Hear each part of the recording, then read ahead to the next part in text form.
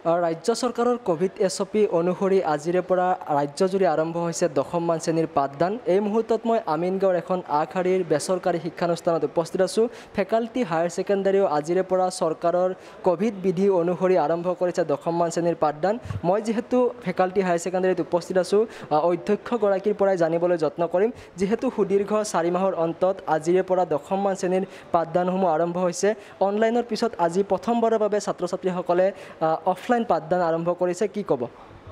এইটো বহুত দৰকাৰ আছিলে, কিয় কি যোৱা 5 মাহে আমি অনলাইনত টিচিং এণ্ড লাৰ্ণিং চলি আছিলে, এছেছমেণ্টো হৈছিলে, কিন্তু বিশেষকৈ ল'ৰা ছোৱালীবিলাকৰ এটা মানসিক এটা চাপ এটা হৈছিলে, এটা ডিপ্ৰেশ্যনৰ ধৰণৰ আহি গৈছিলে, যিহেতু সিহঁতৰ বন্ধু বান্ধৱী বা গোটেই সমগ্ৰ পৰিৱেশটো পোৱা নাছিলে, টিচাৰখিনিক মিছ কৰিছিলে, যিটো ফিজিকেলি 1-to-1 কণ্টেক্ট হয়। তো আজিৰ পৰা আৰম্ভ হোৱাৰ কাৰণে আমি নথৈ আনন্দিত। আৰু এতিয়া CBSE 21 আৰু 22 পৰীক্ষাটো 2টা টাৰ্মত কণ্ডাক্ট কৰিব। এটা টাৰ্ম হ'ব নৱেম্বৰত আৰু ছেকেণ্ডটো হ'ব মাৰ্চত। গতিকে আৰু গোটেইটো নতুন এটা প্ৰচেছ, MCQ ইন OMR। সিহঁতৰ যিখন বহি সেইখন আৰ্টিফিচিয়েল ইণ্টেলিজেন্ট মানে ছফ্টৱেৰে এছেছ কৰিব। গতিকে OMR পৰীক্ষা হ'ব ফাৰ্ষ্ট টাইম। গতিকে বহুত ট্ৰেইনিং দিবলৈ আমাৰ বাকী আছিলে, তো আমি সেইখিনি এতিয়া আৰম্ভ কৰিছোঁ। প্ৰথম দিনাই আমি এছেছমেণ্টৰে আৰম্ভ কৰিছোঁ।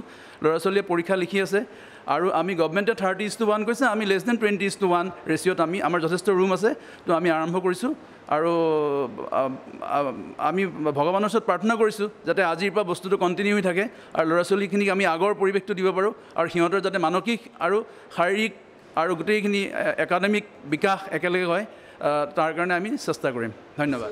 এই মুহূৰ্তত যিহেতু ফেকাল্টি হায়াৰ ছেকেণ্ডাৰীত 10মান শ্ৰেণীৰ পাঠদান চলি আছে, আমি ছাত্ৰ ছাত্ৰীসকলৰ যি অসুবিধাৰ হ'ব বুলি আমি সেই পাঠদানৰ দৃশ্য সংগ্ৰহ কৰিবলৈ ইচ্ছা প্ৰকাশ কৰা নাই। যিহেতু মোৰ লগত এই বিদ্যালয়ৰে শিক্ষক আছে, কথা পাতিবলৈ যত্ন কৰিম। ছাৰ, কেনেদৰে এই দিশসমূহ চোৱা হৈছে?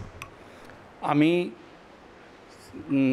গোটেই প্ৰট'কল, ক'ভিডৰ প্ৰট'কল মেইনটেইন কৰিছোঁ। ল'ৰা ছোৱালী ৰুমবিলাক অলৰেডি ছেনিটাইজড হৈ আছে। বিশেষকৈ টয়লেট, কেণ্টিন, ফিল্ড যিবিলাক এৰিয়াত ল'ৰা ছোৱালী গোট খায়, সেই এৰিয়াবিলাক আমি যথেষ্ট সতৰ্ক ছেনিটাইজ কৰা হৈছে আৰু ল'ৰা ছোৱালীকো কোৱা হৈছে যে এইবিলাক জেগাত যাতে ভিৰ নকৰে। লগতে এই যে আমি ইমান মাহৰ মূৰত আমি আজি ক্লাছ আৰম্ভ কৰিব পাৰিছোঁ, সেইকাৰণে আমি সঁচাকৈ মানে চৰকাৰক ধন্যবাদ জনাইছোঁ যে ল'ৰা ছোৱালীবিলাকক স্কুললৈ আহিব দিয়া হৈছে বুলি। কাৰণ এই 5 মাহে আমি অনলাইনত পঢ়াই আছোঁ আৰু বিশেষকৈ ক্লাছ 10-12 সিহঁতে ব'ৰ্ড পৰীক্ষা দিব। তো কি পঢ়ি আছে ঘৰত, কেনেকুৱা সিহঁতৰ পঢ়া শুনা হৈছে, কেনেকৈ আগবাঢ়িছে, আমি একো গম নাপাওঁ, অনলাইনত একো গম নাপায়। সেইকাৰণে আমি ষ্টুডেণ্টক কৈয়ে থৈছিলোঁ যে যোনদিনা স্কুল খুলিব সেইদিনাই আমি তহঁতৰ পৰীক্ষা আৰম্ভ কৰিম। চ' আমি ষ্টুডেণ্টৰ আজি আমি এছেছমেণ্ট কৰি আছোঁ, পৰীক্ষা লৈ আছোঁ। পৰীক্ষা হোৱাৰ পিছত আমি গম পাম যে আমি এই যে 4-5 মাহ পঢ়ালোঁ সিহঁতক, কি পঢ়িলে, কি বুজি পালে, সেইটোৰ ওপৰত বেছ কৰি আমি আগবাঢ়িম। কাৰণ নৱেম্বৰত এটা পৰীক্ষা হ'ব, আকৌ মাৰ্চত পৰীক্ষা হ'ব। CBSE নৱেম্বৰ আৰু মাৰ্চ এইকাৰণেই কৰিছে, কিবা কাৰণত যদি মাৰ্চ মাহত পৰীক্ষাটো হ'ব নোৱাৰে যোৱা বছৰৰ নিচিনা, তেতিয়া নৱেম্বৰত যিটো পৰীক্ষা ষ্টুডেণ্টে দিব সেইটোৰ ওপৰত ভিত্তি কৰিহে ব'ৰ্ডৰ ৰিজাল্টটো ওলাব। সেইকাৰণে ষ্টুডেণ্টৰ হাতত একেবাৰে সময় নাই। সেইকাৰণে আমি এছেছমেণ্টটো আৰম্ভ কৰিছোঁ।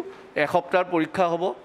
এই পৰীক্ষাৰ পিছত আমি আকৌ পাঠদানটো কণ্টিনিউ কৰিম যে কেনেকৈ সিহঁতক আগবঢ়াই লৈ গ'লে পৰীক্ষাটো ভাল কৰি দিব পাৰে।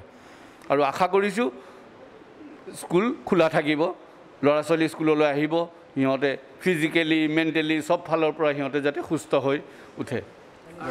পইণ্ট মই এড কৰি দিওঁ, আমাৰ কেম্পাছত যিমান ষ্টাফ আছে 100% ভেকচিনেটেড আৰু মষ্ট অফ দেম মানে ছেকেণ্ড ড'জ ভেকচিনেটেড হৈ গৈছে।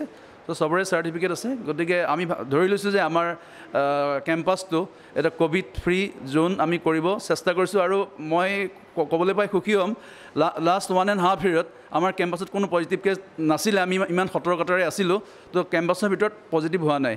তো আমিও বাচি আছিলোঁ ভগৱানৰ কৃপাত আৰু 100% ভেকচিনেটেড। গতিকে গাৰ্জেনক মই মানে অনুৰোধ কৰিছোঁ তেওঁলোকে ল'ৰা ছোৱালী ধুনীয়াকৈ পঠাব পাৰে, কোনো অসুবিধা নহয়।